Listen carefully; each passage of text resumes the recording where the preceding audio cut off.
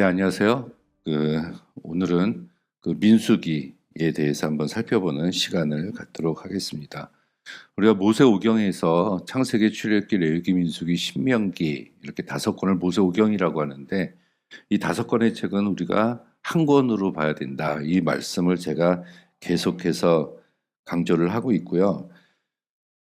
왜냐하면 이 모세오경이 어떠한 삶의 자리가 같기 때문에 그렇습니다. 창세기는 원역사 이야기가 나오고 아브라함, 이삭, 야곱, 요셉으로 이어지는 족장 이야기가 나오는데, 그 뒤에 출애굽기 시작하면서 이제 이스라엘이라는 국가가 탄생을 해요.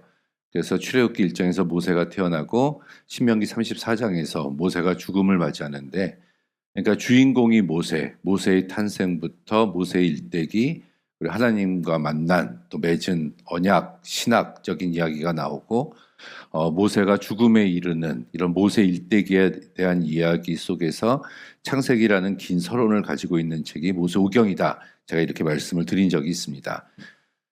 그래서 이제 창세기는 서론이라고 해서 우리가 빼면은 이 출애굽기에서 신명기까지를 봐야 되는데, 그 안에서 이루어진 삶의 자리가 우리가 굉장히 중요해요.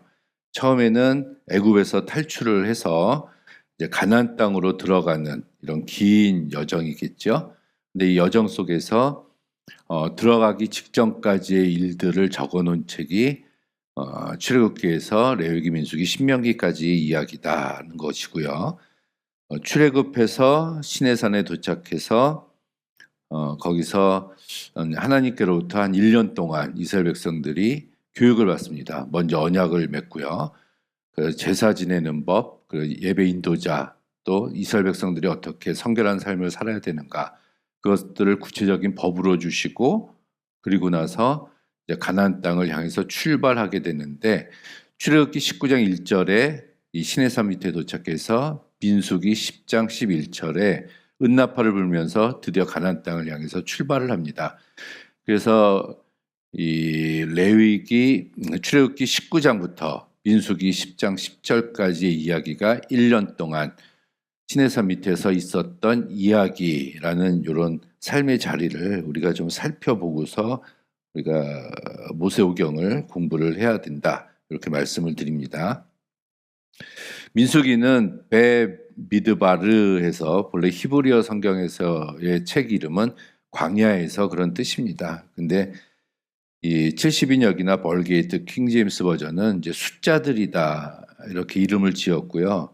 그래서 우리가 가지고 있는 한글 성경, 우리 한글 성경도 중국어에서 번역된 그 이름을 따서 백성민자의 숫자 수에서 백성들의 숫자 이야기에서 민수기, 이렇게 책 이름을 정하고 있어요. 이 숫자가 의미하듯이 민수기에는 굉장히 많은 숫자들이 나옵니다. 이스라엘 지파의 병력수, 레위 지파의 인원수, 제단을 봉헌할 때 바친 헌물의 양과 수, 두 번째 이스라엘 지파의 병력, 일람표, 축제일, 축제에 바쳐질 제물들의 일람표, 미디안 전쟁을 겪고 난 다음에 전리품, 포획물들을 열거한 숫자들, 이런 식으로 숫자에 대한 이야기가 민수기에는 그 책 이름답게 굉장히 많이 나오는 것을 알 수가 있습니다. 민수기는 크게 두 부분으로 나눌 수가 있어요. 첫 번째는 출애굽기 19장부터 이어지는 레위기를 거쳐서 이제 민수기 1장에서 교육이 끝나고 민수기 1장에서 10장 10절까지 이제 행군할 준비를 합니다.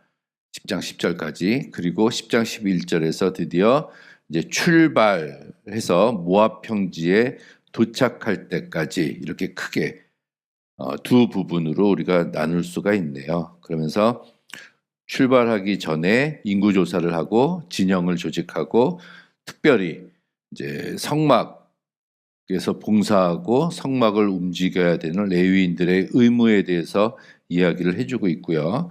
그 다음에 모압 평지까지의 여정, 그리고 마지막에 그 모압 평지에 도착했을 때 일어났었던 발람 이야기, 두 번째 인구조사, 가나안 땅 분배 계획 같은 모압 평지에서 일어났었던 이야기, 이렇게 따지면 크게 세 부분으로 우리가 나눌 수가 있습니다.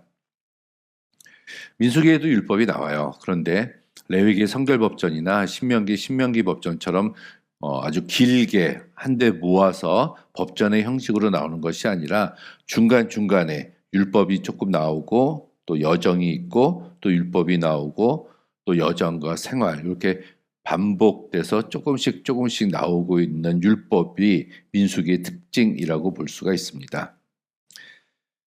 민수기의 또한 특징 중에 하나는 인구조사를 두 번 합니다. 첫 번째 1장 46절에 하고 두 번째 모압 평지에 이르러서 가나안 땅에 들어가기 직전에 26장 51절에 인구조사를 하는데 처음 했을 때 60만 3,550명이다 이렇게 얘기하고 두 번째는 60만 1,730명이다. 이 40년의 세월이 지났는데 이 숫자들은 출애굽했었던 숫자나 40년이 지났음에도 불구하고 가나안 땅으로 들어갈 때 그 숫자가 거의 변동이 없다. 이런 이야기들을 보여주는 신학적인 장치라고 볼 수가 있습니다. 출애굽했었던 이스라엘 백성들 중에서 여호수아와 갈렙 빼고 이 어른들 첫 세대들은 가나안 땅에 아무도 들어가지 못합니다. 모세도 못 들어가요. 그래서 다음 세대가 들어가서 이 들어갈 다음 세대에게 어떤 모세는 교육을 시켜야 됐거든요. 그런 가나안 땅에 들어가서 이렇게 살아라라는 교육적인 설교 형태로 보여준 책이 우리가 마지막에 나오는 신명기다 이렇게 볼 수가 있습니다. 특별히 레위 지파에게는 특별한 역할을 부여했어요. 이들은 12지파 중에서 레위 지파를 구분했죠. 그래서 11지파가 됐지만 요셉 지파를 므낫셈과 에브라임으로 반으로 나눠서 다시 12개가 됐고요. 이 레위 지파는 특별히 하나님의 일에 헌신하도록 구별이 됐고 그래서 레위 지파 중에서 특별히 그 아론 자손들은 제사장 가문으로 삼아서 특별히 그 중에서도 또 구별한 것을 알 수가 있습니다. 민수기 내용을 뭐 좀 보면 1장에서 뭐 인구 조사하고 각 지파별로 이제 장소, 진과 원정 장소를 배정하고 레위인들에게 특별한 임무가 주어지고 6장은 나실인 우리가 삼손으로 알고 있죠. 나실인에 대한 법이 나옵니다. 그리고 6월절과 출애굽을 기억하라라는 말이 나오고 이제 모압 평지까지의 여정이 이르게 되어 행군 명단이 나오고 이제 호밥이라고도 나오고 이드로라고도 나오는데 이게 모세의 장인이죠. 그 사람이 이제 이 광야 미디안 족속이었기 때문에 광야에 대해서 잘 알고 있었어요. 그래서 이 장인 이드로의 인도에 따라서 가게 됩니다. 그런데 이게 참 가자마자 이제 10장 11절에서 출발했는데 출발하자마자 11장에서 만나 외에는 먹을 것이 없다. 고기를 달라. 이렇게 불평을 바로 합니다. 이게 참 이해를 할 수가 없는 부분이에요. 출애굽할 때 그 10가지 재앙도 보고 홍해가 갈라지는 것도 보고 불기둥 구름기둥 보고 시내산에 도착하기 전에 만나와 메추라기를 주셨다. 이렇게 말씀이 나오거든요. 그리고 아말렉과 족속과의 싸움에서도 모세가 이제 두 팔 들었을 때 승리하고 또 무엇보다 1년 동안 시내산 밑에서 교육을 받고 다 정비하고 이제 출발을 했는데 출발하자마자 불평을 하기 시작을 해요. 그래서 이때 하나님께서는 불로 징계를 이제 내리신다. 나옵니다. 즉각적인 징계가 나와요. 그리고 모세의 권위에 또 도전하는 이제 미리암과 아론이 나오고 이때 미리암은 문둥병에 걸렸다. 이 지도자들도 이렇게 원망을 했다는 것이고 그래서 이제 하나님께서는 13장, 14장에 걸쳐서 이제 가나안의 영토 정탐꾼을 파송을 하십니다. 이건 하나님께서 자랑하고 싶으셨어요. 그래서 열두 정탐꾼에게 미리 보여줘서 꿈을 가지고 너희들이 차지할 땅은 젖과 꿀이 흐르는 땅이다. 자랑하고 싶으셨는데 돌아온 정탐꾼의 보고는 부정적이었습니다. 여호수아와 갈렙만 제외하고요. 그래서 드디어 하나님께서 열이 받으신 거야. 화가 나셔서 이제 출애굽했었던 1세대는 들어가지 못하고 2세대가 들어갈 것이다. 이렇게 말씀을 하시고 그 뒤에 고라와 다단, 아비람의 반역에서도 하나님이 지진과 연병으로 16,400명을 죽였다. 이때 모세가 중보 기도를 했다. 이렇게 나옵니다. 이게 참 아이러니한 부분이에요. 근데 이제 우리가 한 가지 살펴볼 수 있는 것은 처음에 출애굽해가지고 이 시내산까지 갈 때에도 이스라엘 백성들이 불평해요. 근데 이때는 하나님의 징계가 없습니다. 그런데 1년이 지나고 나서 그 다음에 출발할 때는 이들이 원망하고 하나님께 불평했을 때 하나님의 이 징계가 즉각적으로 내려와서 이스라엘 백성들이 죽임을 당하는 그런 모습들이 나타나요. 이것은 바로 이스라엘 백성들이 이 시내산 밑에서 하나님과 계약을 맺었기 때문에 계약 맺기 전에는 하나님이 어떤 징계가 내려오지 않았지만 계약을 맺고 난 다음에는 하나님의 계약서가 있잖아요. 계약대로 이행해야 되는데 이행하지 않았을 시 언약을 지키지 않았을 때 하나님의 징계가 바로 내려왔다라는 것을 우리는 이런 모습을 통해서 이 차이점을 우리가 찾아볼 수가 있습니다.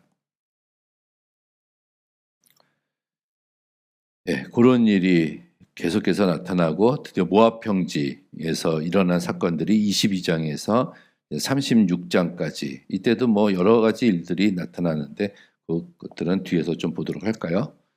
이 중요한 게 이제 또 성막이 있어요. 성막이 있을 때 진칠 때 진을 멈추었을 때 이제 어디 지파는 어디에 이렇게 있어라 이렇게 이제 정해줬고 또 행진할 때 이렇게 위치를 다 지어줬는데 하나님께서 말씀하셨죠. 이것은 이제 질서 있게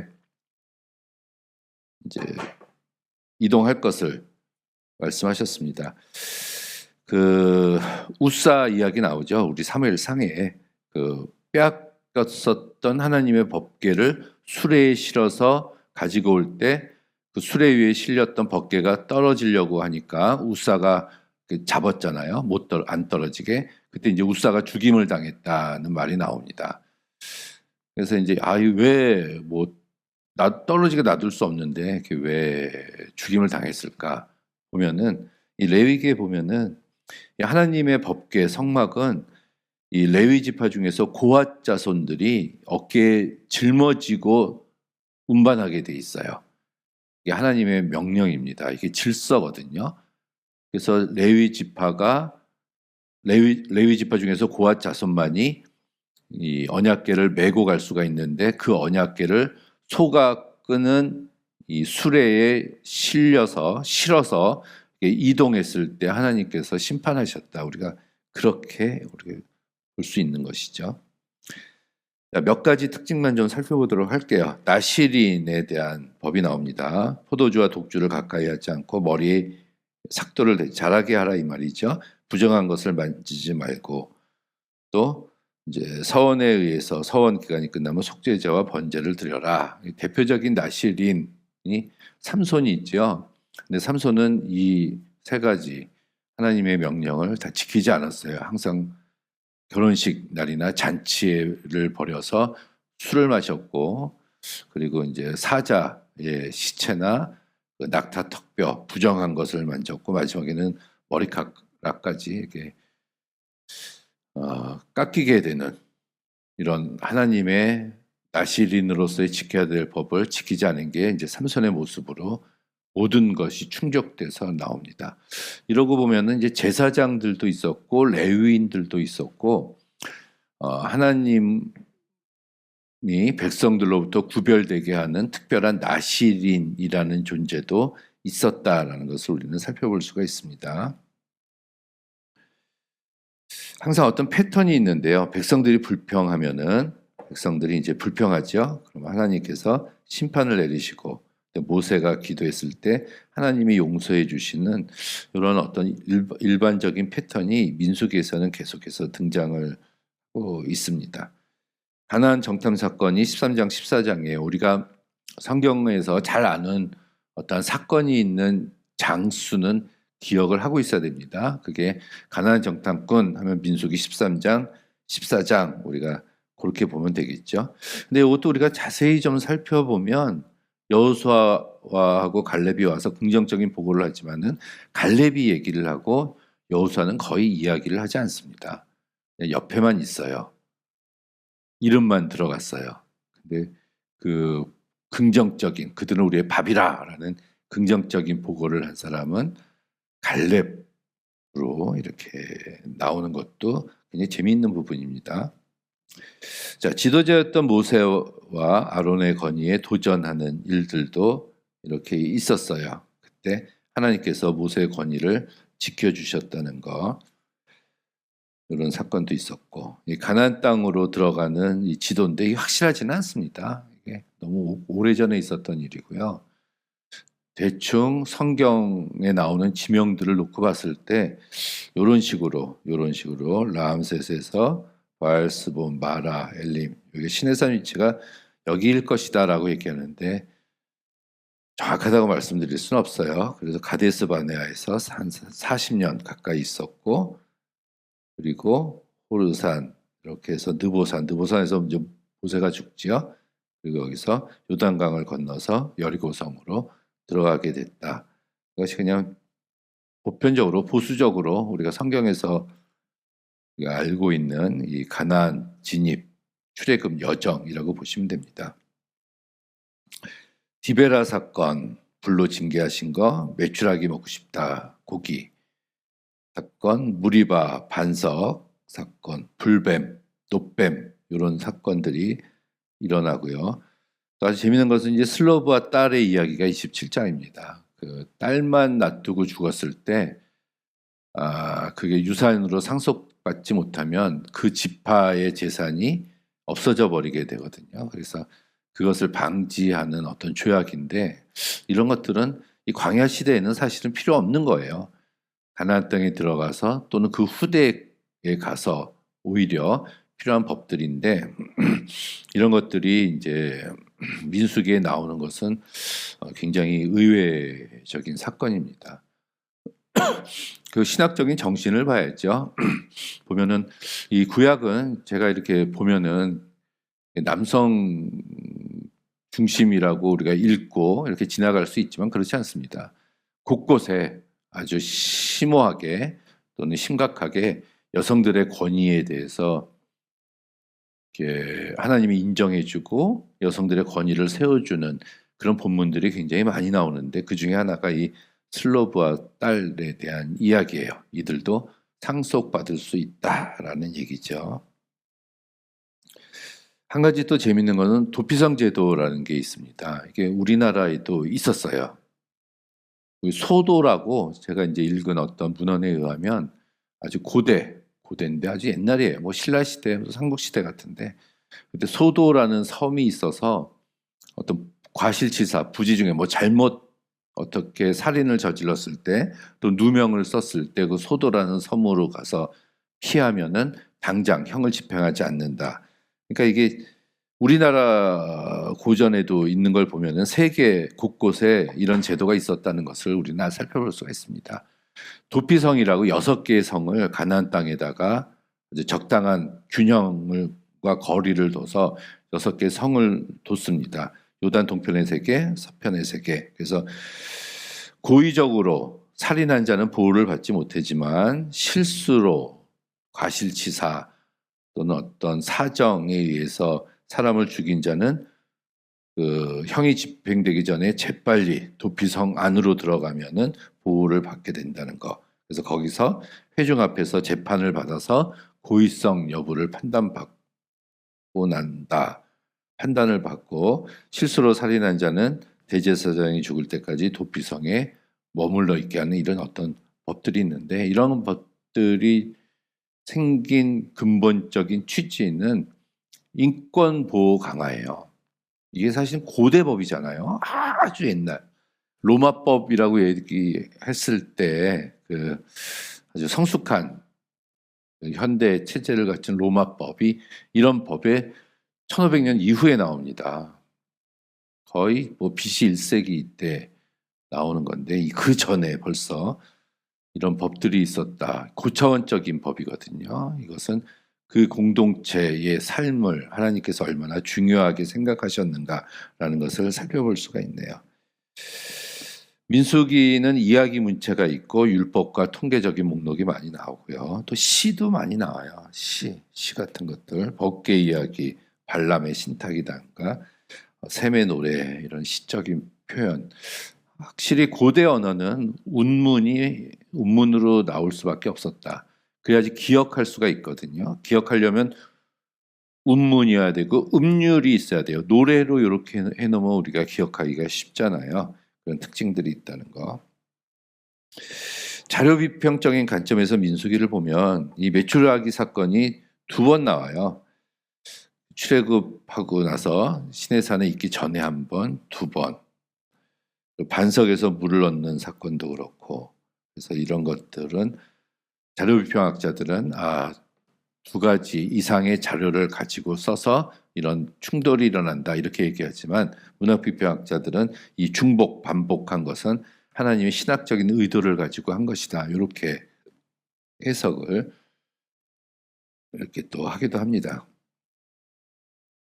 자, 민수기의 신학적인 주제, 이제 거룩한 삶, 하나님의 백성은 세상과 구별된 거룩한 삶을 살아야 한다는 거, 나실인법, 정결법, 불순종에 대한 심판, 하나님은 구름 기둥과 불 기둥으로 언제나 이스라엘 백성들을 인도하시고 함께해 주신 하나님, 모세가 중보자 역할을 했다는 거, 또 하나님께서는 그 언약을 지키시는 분, 이런 것들을 위주로 우리가 민수기를 우리가 살펴봐야 됩니다.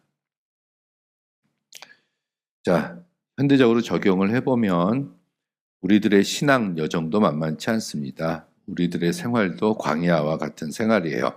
하지만 앞서 얘기한 것처럼 언약을 신실하신 하나님께서 항상 우리를 보호하시고 인도해 주시기 때문에 우리는 거룩한 삶을 살아나야 된다. 하나님께 순종하고 우리가 그리스도인 지도자들은 일반적인 성도들보다 훨씬 더 높은 수준의 도덕을 하나님께서는 요구하신다는 것. 그래서 하나님은 약속을 지키시는 분이기 때문에 우리가 그 약속을 믿고 끝까지 나아가는 것이 필요하다. 이런 것들을 우리가 민수기를 통해서 살펴볼 수 있는 귀한 말씀들이라고 생각을 합니다. 민수기는 여기까지 하도록 하겠습니다. 감사합니다.